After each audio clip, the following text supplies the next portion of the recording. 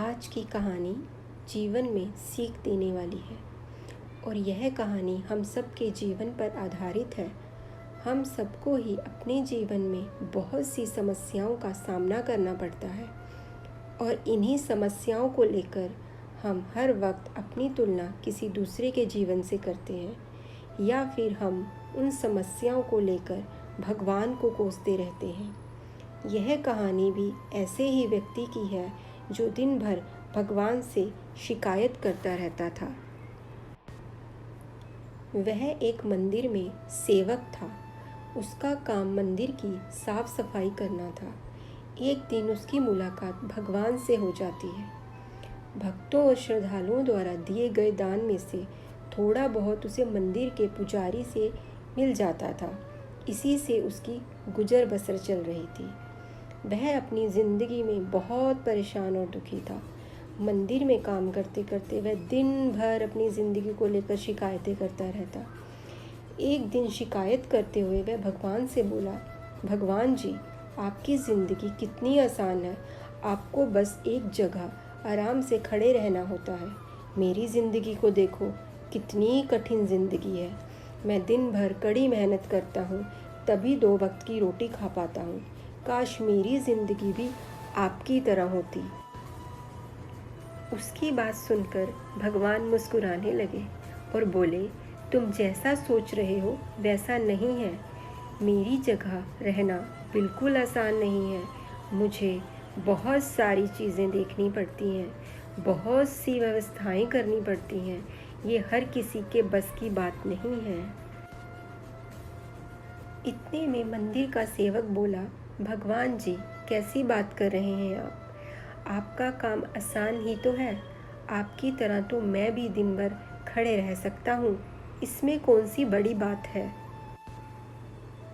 भगवान बोले, तुम नहीं कर पाओगे। इस काम में बहुत धैर्य की आवश्यकता पड़ती है। जो मंदिर का सेवक था वह जिद करने लगा, मैं ज़रूर कर पाऊँगा। आप मुझे एक दिन अपनी ज़िंदगी जीने दीजिए। आप जैसा बताएंगे मैं वैसा ही करूँगा। उसकी ज़िद के आगे भगवान मान गए और बोले, ठीक है, आज पूरा दिन तुम मेरी ज़िंदगी जियो, मैं तुम्हारी ज़िंदगी जीता हूँ। लेकिन मेरी ज़िंदगी जीने के लिए तुम्हें कुछ शर्त माननी होगी। सेवक बोला, मैं हर शर्त मानने को तैयार हूँ भगवान जी। भगवान ने भी कहा, ठीक है, तो ध्यान से सुनो। मंदिर में दिन भर बहुत से लोग आएंगे और तुमसे बहुत कुछ कहेंगे। कुछ तुम्हें अच्छा बोलेंगे तो कुछ बुरा। तुम्हें हर किसी की बात चुपचाप एक जगह मूर्ति की तरह खड़े रहकर धैर्य के साथ सुननी है और उन पर कोई प्रतिक्रिया नहीं देनी है। सेवक मान गया। भगवान और उसने अपनी ज़िंदगी एक दिन के लिए आपस में बदल ली। सेवक भगवान की जगह मूर्ति बनकर खड़ा हो गया और भगवान मंदिर की साफ सफाई का काम निपटाकर वहाँ से चले गए। कुछ समय बीतने के बाद मंदिर में एक धनी व्यापारी आया। भगवान से प्रार्थना करते हुए बोला, भगवान जी, मैं एक नई फैक्ट्री डाल रहा हूँ। मुझे आशीर्वाद दीजिए कि यह फैक्ट्री अच्छी तरह चले और मैं इससे अच्छा मुनाफा कमाऊँ। प्रार्थना करने के बाद वह प्रणाम करने के लिए नीचे झुका तो उसका बटुआ गिर गया। जब वह वहाँ से जाने लगा तो भगवान की जगह खड़े मंदिर के सेवक का मन हुआ कि उसे बता दे कि उसका बटुआ गिर गया है, लेकिन शर्त अनुसार उसे चुप रहना था। इसलिए वह कुछ नहीं बोला और खामोश खड़ा रहा। इसके तुरंत बाद एक आदमी वहाँ आया जो बहुत ही गरीब था और भगवान से बोला, भगवान जी, बहुत गरीबी में जीवन काट रहा हूँ। परिवार का पेट पालना है, माँ की दवाई की व्यवस्था करनी है। समझ नहीं पा रहा हूँ कि इतना सब कैसे करूँ। आज देखो, मेरे पास बस कुछ ही रुपए हैं। इससे मैं क्या कर पाऊँगा? आप ही कुछ चमत्कार करो और मेरे लिए धन की व्यवस्था कर दो। प्रार्थना करने के बाद जैसे ही वह जाने को हुआ, उसे नीचे गिरा हुआ व्यापारी का बटुआ दिखाई दिया। उसने बटुआ उठा लिया और भगवान को धन्यवाद देते हुए बोला, भगवान जी, आप धन्य हैं, आपने मेरी प्रार्थना इतनी जल्दी सुन ली। इन पैसों से मेरा परिवार कुछ दिन भोजन कर सकता है, माँ की दवाई की भी व्यवस्था हो जाएगी। भगवान को धन्यवाद देकर वह वहाँ से जाने लगा। तब भगवान बने मंदिर के सेवक का मन हुआ कि उसे बता दे कि वह बटुआ तो व्यापारी का है, उसे मैंने नहीं दिया है। वह जो कर रहा है वह चोरी है। लेकिन वह चुप रहने के लिए विवश था, इसलिए मन मारकर चुपचाप खड़ा रहा। मंदिर में आने वाला तीसरा व्यक्ति एक नाविक था। वह कुछ दिनों के लिए समुद्री यात्रा पर जा रहा था। भगवान से उसने प्रार्थना की कि उसकी यात्रा सुरक्षित रहे और वह सकुशल वापस आ सके। वह नाविक अभी प्रार्थना कर ही रहा था कि धनी व्यापारी वहां आ गया। वह अपने साथ पुलिस भी लेकर आया था।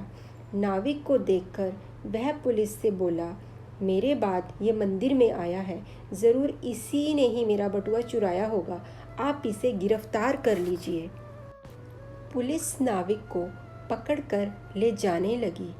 इतने में भगवान बने आदमी को अपने सामने होता हुआ ये अन्याय सहन नहीं हुआ। शर्त अनुसार उसे चुप रहना था, लेकिन उसे लगा कि बहुत गलत हो चुका है। यदि अब मैं चुप रहा तो एक बेकसूर आदमी को व्यर्थ में ही सजा भुगतनी पड़ेगी। उसने अपनी चुप्पी तोड़ते हुए कहा, आप गलत व्यक्ति को पकड़कर ले जा रहे हैं। ये बटुआ इस नाविक ने नहीं, बल्कि इसके पहले आए गरीब व्यक्ति ने चुराया है, और मैं भगवान हूँ और मैंने यह सब देखा है।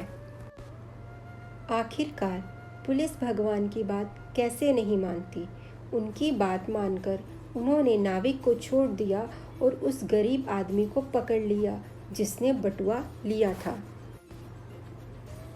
शाम को जब भगवान वापस आए तो मंदिर के सेवक ने पूरे दिन का वृत्तांत सुनाते हुए उन्हें गर्व के साथ बताया कि आज मैंने एक व्यक्ति के साथ अन्याय होने से रोका है।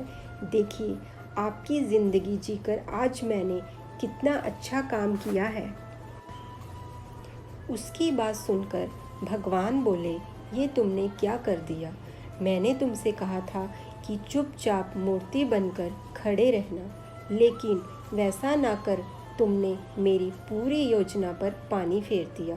उस धनी व्यापारी ने बुरे कर्मों द्वारा इतना धन कमाया है, यदि उसमें से कुछ पैसे गरीब आदमी को मिल जाते तो उसका भला हो जाता और व्यापारी के पाप भी कम हो जाते।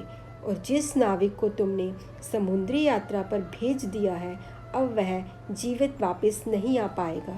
समुद्र में बहुत बड़ा तूफान आने वाला है। यदि वह कुछ दिन जेल में रहता तो कम से कम बच जाता। सेवक को बहुत पछतावा हुआ। सेवक को यह सुनकर एहसास हुआ कि वह तो बस वही देख पा रहा था जो आँखों के सामने हो रहा था। उन सबके पीछे की वास्तविकता को वह नहीं देख पा रहा था, जबकि भगवान जीवन के हर पहलू पर विचार कर अपनी योजना बनाते हैं और लोगों के जीवन को चलाते हैं। हम सब भी उस सेवक की तरह भगवान की योजनाओं को समझ नहीं पाते। जब हमारे साथ कुछ गलत हो रहा होता है या हमारे हिसाब से नहीं हो रहा होता है, तो हम अपना धैर्य खोकर भगवान को दोष देने लगते हैं। हमें समझ ही नहीं पाते कि इन सब के पीछे भगवान की कोई ना कोई योजना छुपी हुई है। ऐसे समय में हमें भगवान पर विश्वास रखकर धैर्य धारण करने की आवश्यकता है। इसलिए चिंता ना करें। यदि आपकी मर्ज़ी से कुछ नहीं हो रहा तो इसका अर्थ है कि वह भगवान की मर्ज़ी से हो रहा है, और भले ही देर से ही सही, भगवान की मर्ज़ी से सब अच्छा ही होता है।